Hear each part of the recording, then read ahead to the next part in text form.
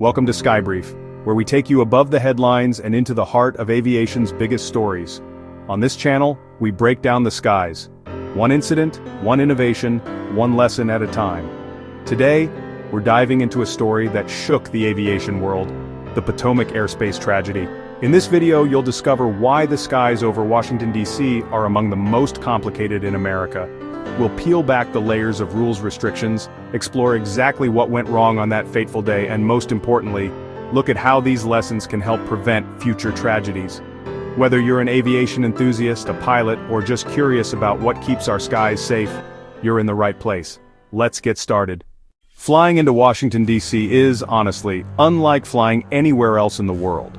The airspace around our nation's capital is a complex, layered puzzle of rules and restrictions, all designed to protect the very heart of the United States government.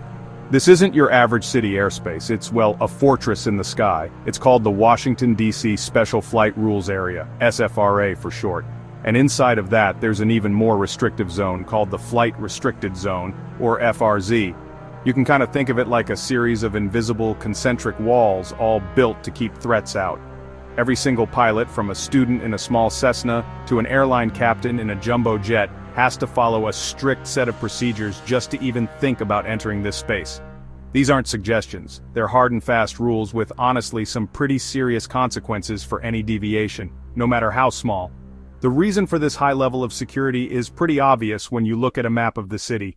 After the tragic events of September 11, 2001, these rules were dramatically tightened.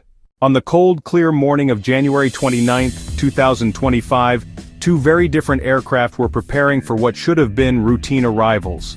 The first was an American Eagle regional jet, operating as Flight 4417 inbound to Washington National.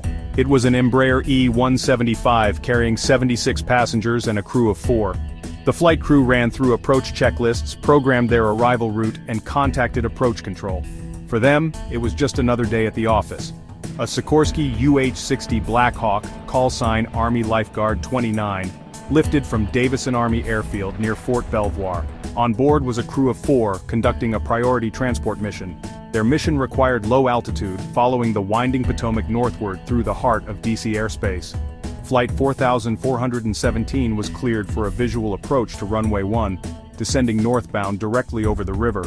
This approach path is standard, designed to bring aircraft in low and aligned with the runway. In contact with Potomac Tracon, the pilots descended to their assigned altitude and prepared for landing.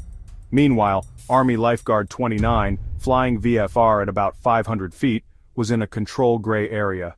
Monitored by military control, not the same civilian controllers, the two aircraft were unseen by a single unified system. The tragedy over the Potomac was not just a failure of piloting, but a catastrophic breakdown in communication. A modern-day Tower of Babel, where critical information was lost in the relay. Both the civilian airliner and the military helicopter were in contact with air traffic control, but there was no direct line between the two aircraft themselves. Every message had to pass through ATC. This meant that any warning or update was delayed, filtered, or even lost as controllers relayed information between the crews, increasing the risk of misunderstanding. Controllers could see the airliner clearly, but the helicopter often appeared as a faint, intermittent blip. Its altitude missing, its position uncertain. Sometimes the helicopter's signal was so weak it might have been filtered out as radar clutter. No one person had the complete picture, each assumed the other lane was clear, trusting the system to keep them safe. The American Eagle E-175 carried TCAS, a system that detects other transponders and issues commands: climb, climb, descend, descend. But the Blackhawk's equipment was not fully compatible. Without valid altitude data, it was essentially invisible to TCAS, leaving a critical blind spot. The airliner received no TCAS warning of a rapidly converging aircraft just a few hundred feet below. Civilian radar, optimized for higher altitudes, struggled at very low levels. Buildings, terrain, and water created clutter that masked the helicopter's presence.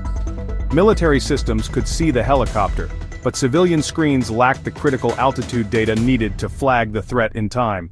The pilots trusted silent TCAS, controllers trusted quiet scopes. The helicopter followed a standard route, a false sense of security for everyone involved. Each piece of the safety puzzle had a missing link.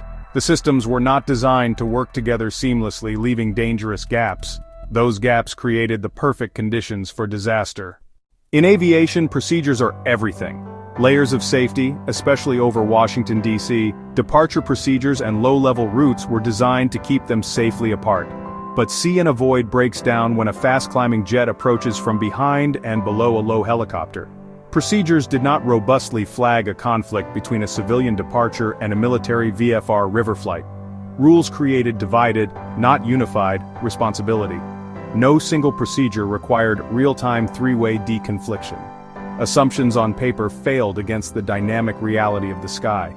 This was not a bolt from the blue. Near misses had already sounded alarm bells.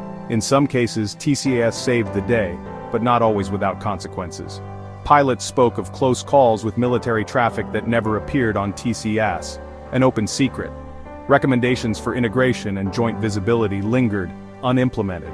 The Potomac River tragedy became the devastating price of systemic inertia and warnings that went unheard. To honor the lives lost and to ensure this never happens again, we need concrete solutions. First, mandate compatible tracking. ADS-B out for every aircraft within 30 miles, civilian airliner, military helicopter and private plane. Broadcast accurate GPS position and altitude to close the fatal blind spot. Second, build a joint air operations center, not just co-located but truly integrated. One shared screen, fusing civilian radar, military radar and ADS-B into a single real-time picture. Eliminate silos and delays, make coordinated decisions instantly. Finally, mandate joint training. Airline crews learn military routes, helicopter crews learn airport procedures, controllers train together. Build proficiency, trust, and a common language. One cohesive team with a single mission. Invest in tech and collaboration to transform our most complex airspace into a model of safety and efficiency. Learn from this painful lesson. Integrate communication, integrate technology, and ensure every flight ends safely on the ground.